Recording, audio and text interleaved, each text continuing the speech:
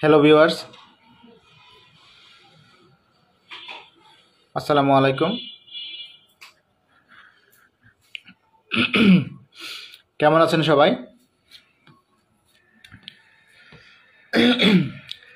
আজকে আমরা ৩৭তম ক্লাসে উপস্থিত হয়েছি।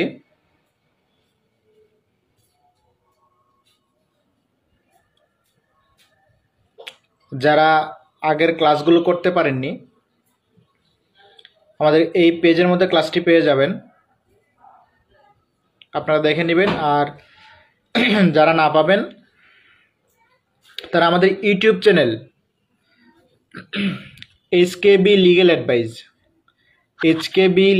অ্যাডভাইস ইউটিউবে সার্চ দিবেন। ওইখানে একটি প্লেলিস্ট আছে আইটিপি এক্সাম প্রিপারেশন, সেখান থেকেও আপনি ক্লাসগুলো দেখে নিতে পারবেন।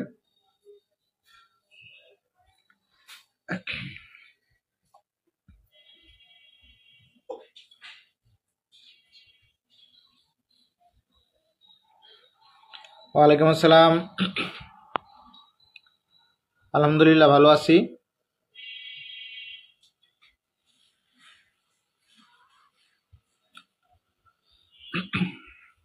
কে কে শুনতে পাচ্ছেন কমেন্ট করে জানান।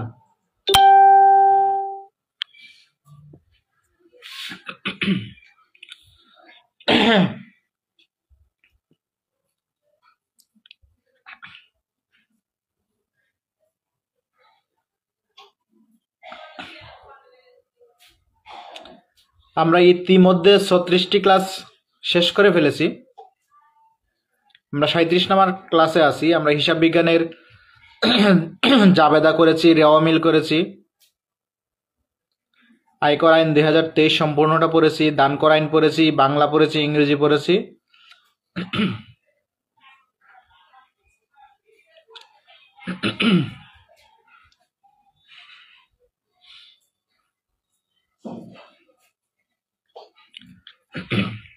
আজকে আমরা রিভাইজ ক্লাস করব।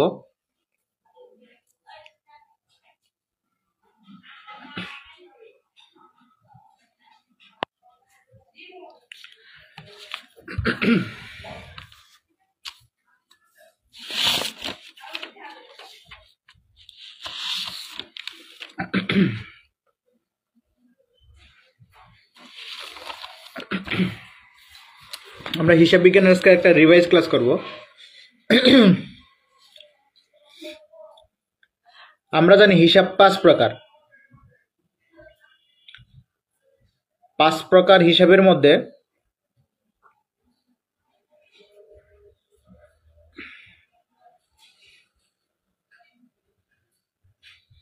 পাঁচ প্রকার হিসাব কে বলতে পারে? ৫ প্রকার হিসাবের নাম কে বলতে পারবে?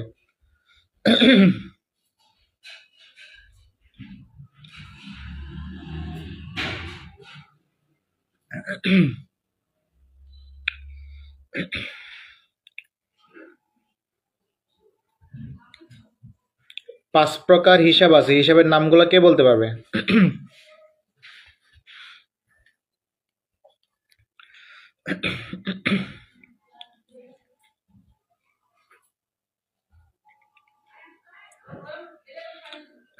আমরা জানি সম্পদ, ব্যয়, আয়, দায়, মালিকানা সত্ত্ব। ৫টা: সম্পদ, ব্যয়, ব্যালেন্স শিট অবশ্যই করতে হবে, আমরা করব। আমি আপনাদের আগেই বলছি, আপনারা কোন কোন বিষয়ের উপরে ক্লাস চান আমাকে কমেন্ট করে জানাবেন, আমাকে ইনবক্সেও বলতে পারেন।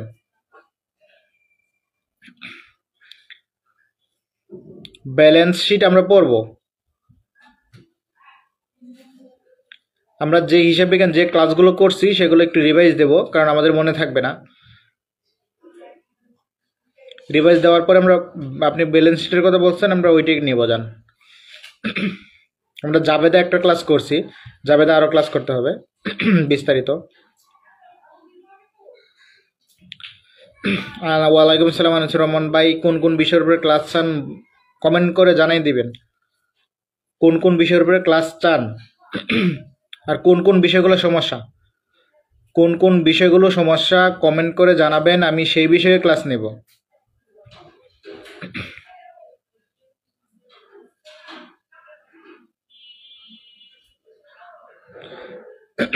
আমরা হিসাব 5 প্রকার দেখছিলাম। সম্পদ, ব্যয়, আয়, দায়, মালিকানা সত্ত্ব। সম্পদ, ব্যয়, আয়, দায়, মালিকানা সত্ত্ব। সম্পদ,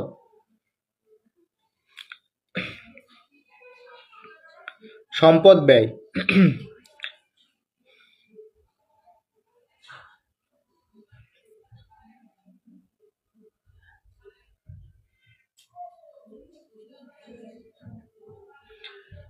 যদি সম্পদ এবং ব্যয় বৃদ্ধি পায় তাহলে ক্রেডিট হয়। সম্পদ ব্যয় বৃদ্ধি পেলে ক্রেডিট হয়, এটা সম্পূর্ণ ভুল। সম্পদ ব্যয় বৃদ্ধি পেলে ডেবিট হয়। ঠিক আছে কিনা বলেন তো আপনারা? সম্পদ ব্যয় বৃদ্ধি পেলে ডেবিট, হ্রাস পেলে ক্রেডিট। আপনাদের কোনো সারা শব্দ নাই কেন?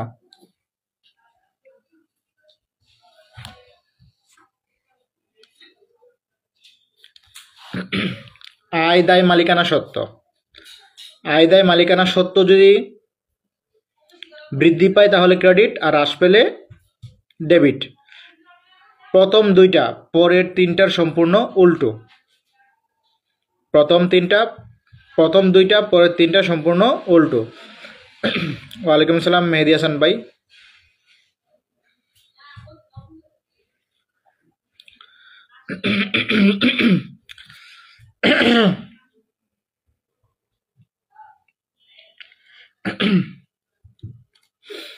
আমি চারটা শব্দের কথা বলছিলাম আপনাদের।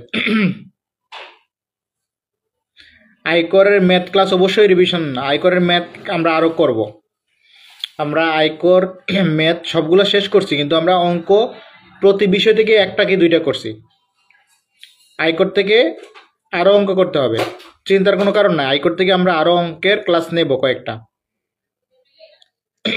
আয়কর থেকে যদি কোনো অঙ্ক থাকে আপনার কাছে, বা আপনাদের কাছে কোনো অঙ্ক থাকে যেগুলো আপনার লাইভে করাই দিতে হবে, ওই অঙ্কগুলো আমাকে ইনবক্সে দিয়ে দিবেন। যেই অঙ্কগুলো আপনাদের বুঝতে সমস্যা হচ্ছে,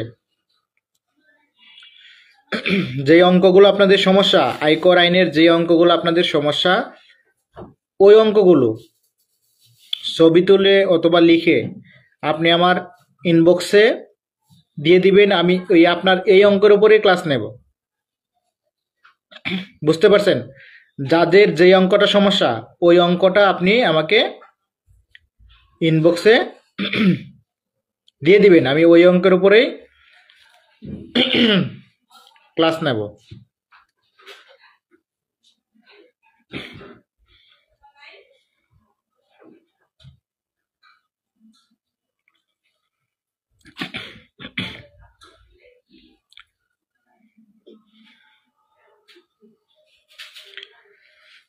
আমি চারটা শব্দ বলছিলাম: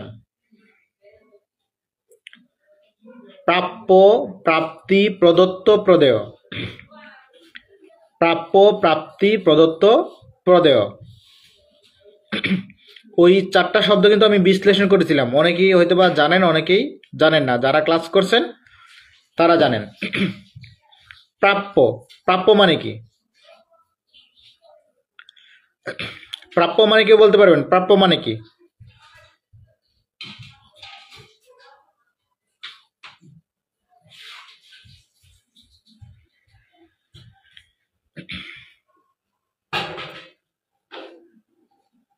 কেউ কি বলতে পারবেন প্রাপ্য মানে কি?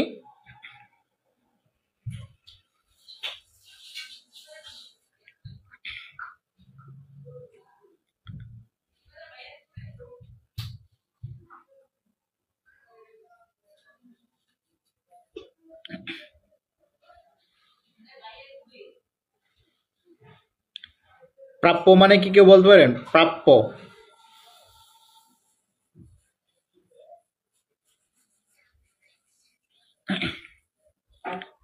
প্রাপ্য শিব ভাই বলছেন পাওয়া যাবে, আনিসুর ভাই বলছেন পাবো, যদি বা বানানটা ভুল।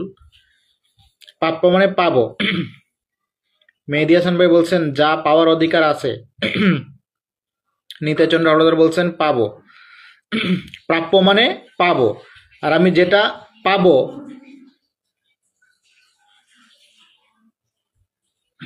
যেটা আমি পাবো সেটা আমার সম্পদ। যেটা আমি পাবো সেটা আমার সম্পদ।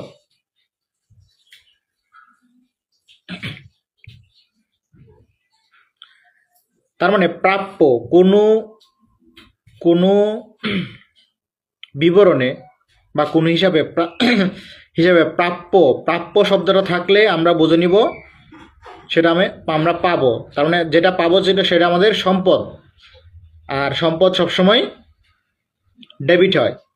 তো প্রাপ্য হিসাব প্রাপ্য শব্দটা থাকলেই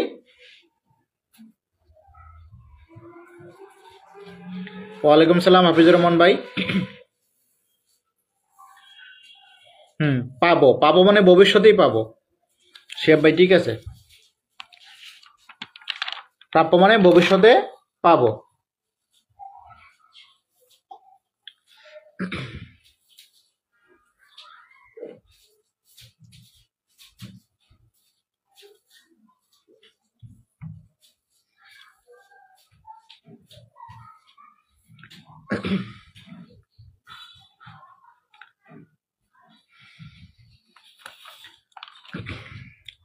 প্রাপ্য প্রাপ্য হিসাব প্রাপ্য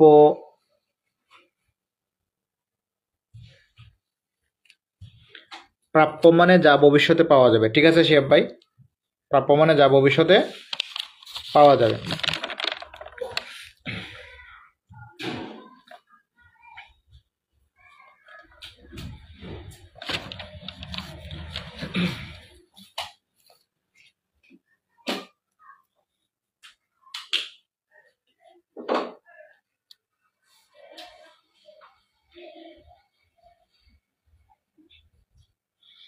তারপর আছে প্রাপ্তি।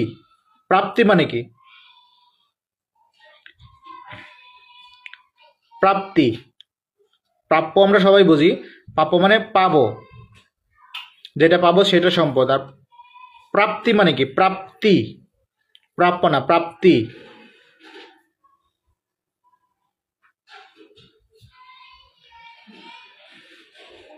বা প্রাপ্ত, প্রাপ্তি বা প্রাপ্ত।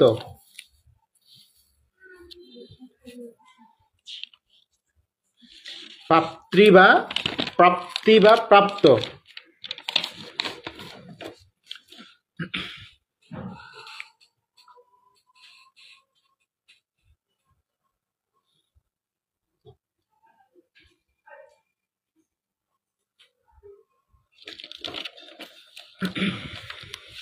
প্রাপ্ত বা প্রাপ্তি, এই শব্দগুলোই অনেক সময় ঝামেলা করে অঙ্কের মধ্যে।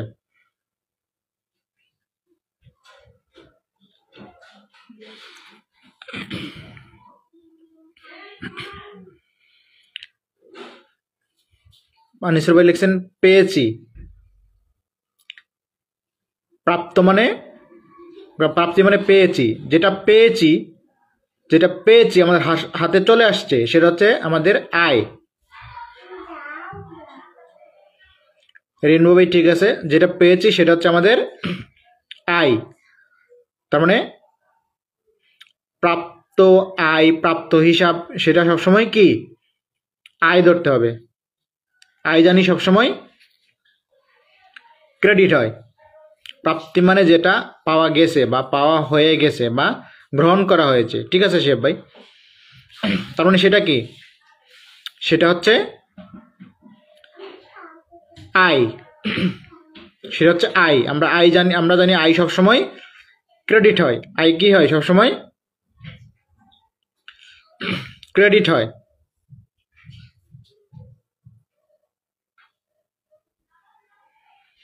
এরপরে আছে প্রদত্ত প্রদেয়।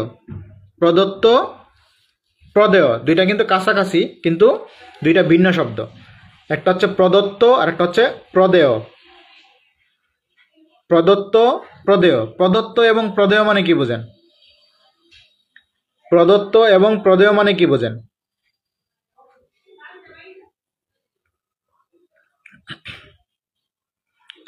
প্রদত্ত এবং প্রদেয় মানে কি বোঝেন আপনারা?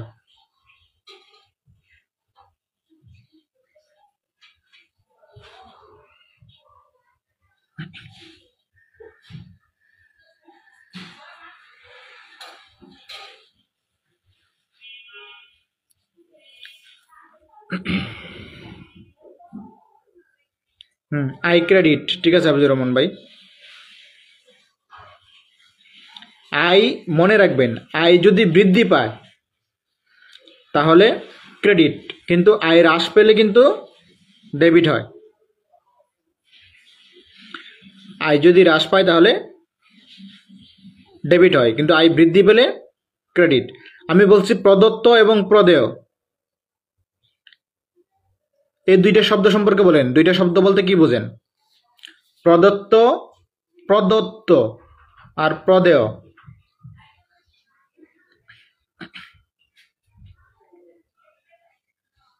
প্রদত্ত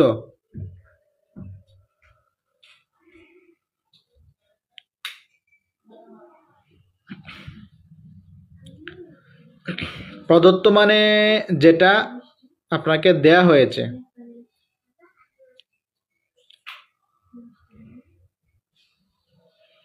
কেন আমি দিলে সেটা প্রদত্ত হবে না? আমাকে দিলে প্রদত্ত হবে?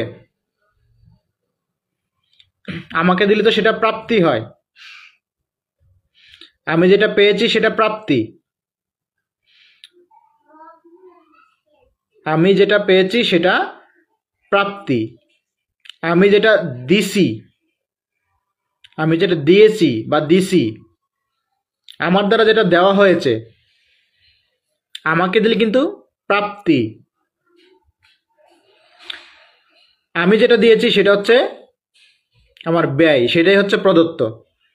আমি যেটা দিয়েছি আমাকে দিলে কিন্তু প্রাপ্তি হবে। আমাকে আমাকে দিলে আমাকে দিলে যেটা আমাকে দেওয়া হয়েছে সেটা আমি পেয়েছি।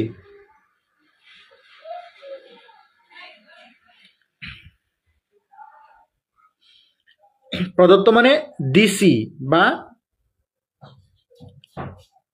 দেওয়া হয়েছে, আর প্রদত্ত হচ্ছে ব্যয়, আমার কাছ থেকে চলে গেছে, দিয়ে দিছি। আর প্রদেয় মানে হচ্ছে আমি যেটা দিব, ভবিষ্যতে দিব। ভবিষ্যতে দিব তার মানে সে আমার কাছে পায়, পাওনাদার। তাহলে প্রদত্ত ব্যয়, ব্যয় সবসময় হয়, ব্যয় যদি বাড়ে তাহলে ডেবিট, ব্যয় কমলে ক্রেডিট। ব্যয় যদি বাড়ে, আমি যদি দিয়ে দিই তাহলে আমার ব্যয় বাড়বো, আর ব্যয় বাড়লে হয় ডেবিট, আর ব্যয় কমলে হয় ক্রেডিট। সম্পদ এবং ব্যয়, আমরা সম্পদ আবার ব্যয় দুইটা কিন্তু আমরা শুধু ডেবিট বললে হবে না। যদি বৃদ্ধি পায় তাহলে ডেবিট, আর হ্রাস পেলে কিন্তু ক্রেডিট হয়। এই কথাটা মনে রাখবেন। সম্পদ এবং ব্যয় হ্রাস পেলে হয় ক্রেডিট, বৃদ্ধি পেলে হয় ডেবিট। আর প্রদেয়, প্রদেয় মানে দিতে হবে, এটা আমার দায়। আর আয় দায় মালিকানা সত্ত্ব যদি বৃদ্ধি পায় তাহলে সেটা ক্রেডিট। আয় দায় মালিকানা সত্ত্ব যদি বৃদ্ধি পায় তাহলে সেটা ডেবিট, আর হ্রাস পেলে ক্রেডিট। প্রদেয় মানে দায়, দিতে হবে, তার মানে সেটা 100% ক্রেডিট।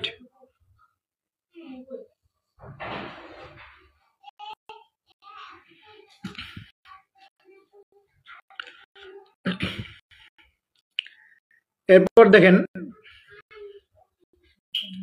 আমি বলছিলাম যে মালিকানা সত্ত্বের 4টা উপাদান আছে। মালিকানা সত্ত্বের কয়টা উপাদান আছে নামগুলো কেউ বলতে পারবেন? মালিকানা সত্ত্বের 4টা উপাদান আছে। মালিকানা সত্ত্ব এখানে কিন্তু সবচেয়ে জটিল বিষয়, 5টা হিসাবের মধ্যে সবচেয়ে জটিল বিষয় হচ্ছে মালিকানা সত্ত্ব। সত্ত্বটা বুঝতে সমস্যা হয়।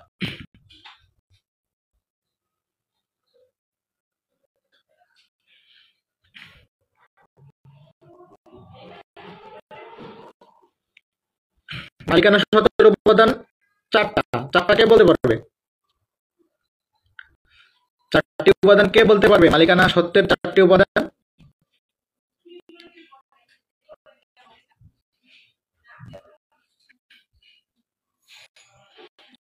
মালিকানা সত্ত্বের চারটা উপাদান।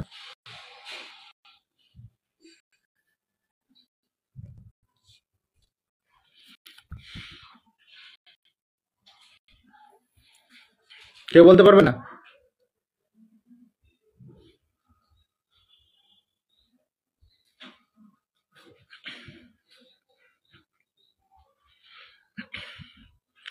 আয় দায় মালিকানা সত্ত্ব বৃদ্ধি পেলে ক্রেডিট। হ্যাঁ ঠিক আছে।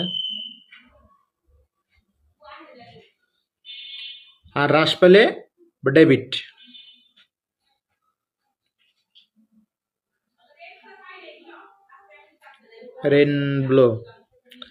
রেনব্লো লিঙ্ক, এটা কোনো নাম? এটা তো আপনার নাম হইতে পারে না। আপনার নাম কি? রেনব্লো লিঙ্ক যে আপনার নামটা কি?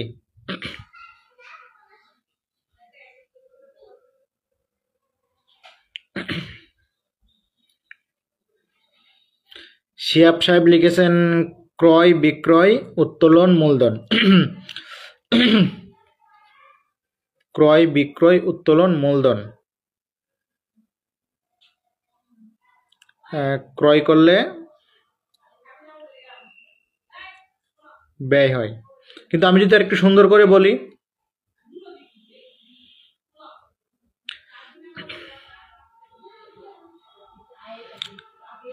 আয় ব্যয় মূলধন উত্তোলন, অথবা আয় ব্যয় উত্তোলন মূলধন।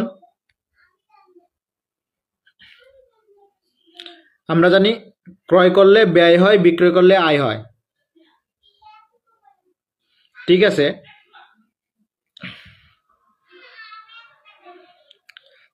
মালিকানা সত্ত্বের চারটা উপাদান হচ্ছে মূলধন, আয় ব্যয় উত্তোলন।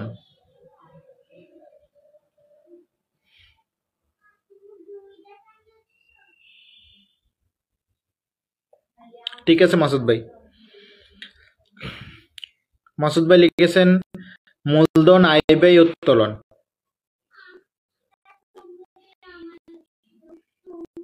মুনাফা,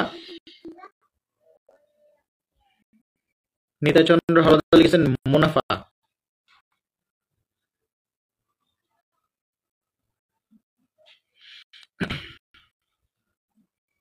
আমরা জানি মালিকানার সাথে চারটা উপাদান। একটা হচ্ছে মূলধন, আয় ব্যয় উত্তোলন। উত্তোলন কোনটা? মূলধন হচ্ছে ব্যবসার শুরুতে যে টাকাটা মালিক ব্যবসার মধ্যে প্রদান করে, সেটা হচ্ছে মূলধন। আর উত্তোলন হচ্ছে মুনাফা পাওয়ার পর, মুনাফা মানে লাভ হলে লাভের টাকাটা কিন্তু মালিক মাঝে মধ্যে ব্যবসা থেকে নিয়ে যায়, নিয়ে অন্য একটা খাতে বিনিয়োগ করে বা নিজে খরচ করে, সেটা হচ্ছে উত্তোলন। এখন আমরা বলছি মালিকানা সত্ত্বকে যদি বৃদ্ধি করে তাহলে সেটা ক্রেডিট। মানে মালিকানা সত্ত্বকে বৃদ্ধি করে কে? মালিকানা সত্ত্ব আপনি যদি মূলধন ইনভেস্ট করেন বা মূলধন দেন, মালিকানা সত্ত্ব আপনার বাড়ে, এবং আয় হলেও মালিকানা সত্ত্ব বাড়ে। তার মানে আয় এবং মূলধন দুইটা মালিকানা সত্ত্বকে বৃদ্ধি করে, সুতরাং দুইটা ক্রেডিট। এরপরে দেখেন ব্যয় এবং উত্তোলন। যদি আপনার ব্যবসা থেকে ব্যয় হয় কিন্তু মালিকানা সত্ত্ব ব্যয় মানে হ্রাস হয়, আর উত্তোলন করলেও কিন্তু ওইখান থেকে আপনার টাকা কমে যায়, মালিকানা সত্ত্ব কমে যায়। যদি মালিকানা সত্ত্বকে হ্রাস করে তাহলে দুইটা উপাদান মালিকানা সত্ত্বকে হ্রাস করে, আর দুইটা উপাদান মালিকানা সত্ত্বকে বৃদ্ধি করে। দেখেন মূলধন এবং আয় এই দুইটা হচ্ছে মালিকানা সত্ত্বকে বৃদ্ধি করে, আর হচ্ছে ব্যয় এবং উত্তোলন এই দুইটা হচ্ছে মালিকানা সত্ত্বকে হ্রাস করে। তার মানে যদি মালিকানা সত্ত্বকে হ্রাস করে সেটা হয় ডেবিট, আর মালিকানা সত্ত্বকে বৃদ্ধি করলে সেটা হবে ক্রেডিট। তার মানে মূলধন এবং আয় দুইটা সবসময় ক্রেডিট ব্যয় এবং উত্তোলন। উত্তোলন মনে রাখবেন, ব্যয়টা তো আমরা আগেও পড়ছি, উত্তোলন সবসময় কি হবে? ডেবিট হবে। বুঝতে পারছেন? আমরা ইম্পর্টেন্ট দুইটা চলতি সম্পদ দেখব। ইম্পর্টেন্ট দুইটা চলতি সম্পদ দেখব, আমি আগেও বলছি। চলতি সম্পদ এবং দুইটা চলতি দায় দেখব। অগ্রিম আয়, অগ্রিম ব্যয়, বকেয়া আয়, বকেয়া ব্যয়। অগ্রিম আয়, অগ্রিম ব্যয়, বকেয়া আয়, বকেয়া ব্যয়। তো অগ্রিমের একটা চলতি দায় আর একটা চলতি সম্পদ। চলতি দায়, চলতি সম্পদ, বকেয়া অগ্রিম ব্যয় যেটা, সেটা চলতি সম্পদ। অগ্রিম আয় যেটা, এটা চলতি দায়। আমি আবারও বলছিলাম, যদি অগ্রিম আয়, প্রথমে ও আছে, দুইটার মধ্যে ও আছে, ও অগ্রিম আয় মিলে গেছে, আবার বকেয়া ব্যয়, এই দুইটার প্রথমে ব আছে, তো দুইটা যদি মিলে যায় তখন দুইটা মনে করবেন দুইটা হচ্ছে চলতি দায়। দুইটা মিলে গেলে দায়, চলতি দায়। আর যদি দুইটা না মিলে তাহলে হবে এটি চলতি সম্পদ। যেমন বকেয়া আয় আর হচ্ছে অগ্রিম ব্যয়। ক্লিয়ার?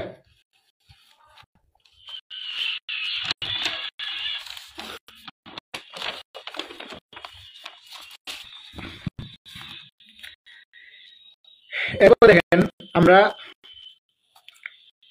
পড়ছিলাম হচ্ছে রেওয়া মিল। রেওয়া মিলের সংক্ষিপ্ত বিষয়গুলো দেখবো। রেওয়া মিলটা আমরা অনেকে বুঝছি, অনেকে সমস্যা। রেওয়া মিলের আগে একটা জিনিস দেখি, অস্পর্শনীয় সম্পদ। অস্পর্শনীয় সম্পদ কোনগুলো?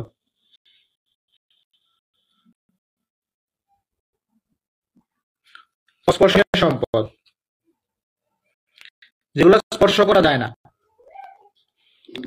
এগুলো যদি সম্পদ, মনে রাখবেন এগুলো সম্পদ। অনেক সময় এই সম্পদ গুলোই আমাদের পেস্ট লাগে, যেমন সুনাম, প্যাটেন্ট, ট্রেডমার্ক আর হচ্ছে কপিরাইট।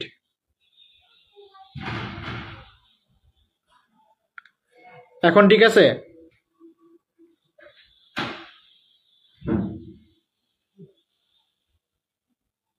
এখন ঠিক আমার কথা কি শোনা যাচ্ছে? ক্লিয়ার শোনা যাচ্ছে কিনা?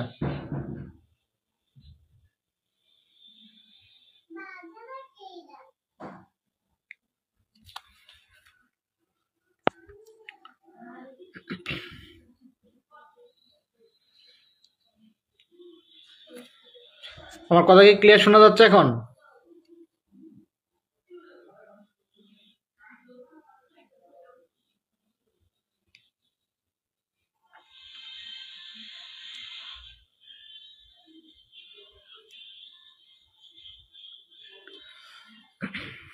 কে কে শুনতে পাচ্ছেন?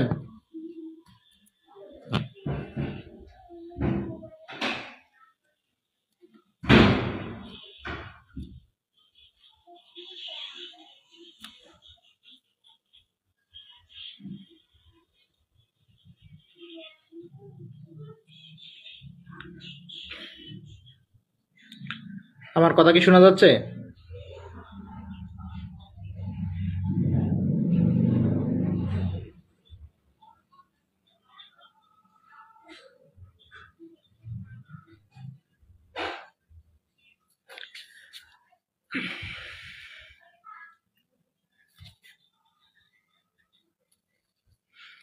দেখেন, আমরা রেওয়া মিল পড়ছিলাম। আচ্ছা, সুনাম, অপচয়, সুনাম, patent, trademark, copyright,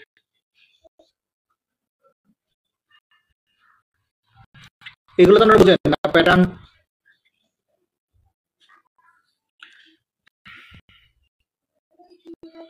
copyright, copyright মানে কি? আপনি একটা গান লিখছেন অথবা গান গাইছেন, সেটা অন্য কেউ নিতে পারবেন না, মালিক হচ্ছেন আপনি। সেটা মালিক হচ্ছেন আপনি। ঠিক আছে? আপনি যদি সেটা অন্য কাউকে বিক্রি করেন অথবা অন্য কাউকে পারমিশন দেন ব্যবহারে, তখনই সে সেটা ব্যবহার করতে পারবে।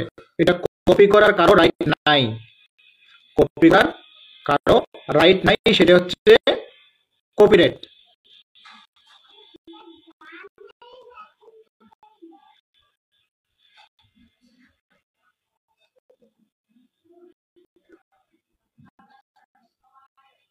ট্রেডমার্ক, ট্রেডমার্ক যেমন আমরা জানি বাটা, তারপরে হচ্ছে নাইকি, তারপরে হচ্ছে মানে ওই শব্দগুলো অন্য কেউ ব্যবহার করতে পারে না বিজনেসের ক্ষেত্রে। এই শব্দগুলো একমাত্র আপনারই অধিকার, আপনি এই নামে রেজিস্ট্রি করে নিয়েছেন, এই নামটা কেউ ব্যবহার করতে পারে না, এই নামটা ব্যবহার করার রাইট একমাত্র আপনার, সেটা হচ্ছে আপনার ট্রেডমার্ক। আর প্যাটেন্ট, প্যাটেন্ট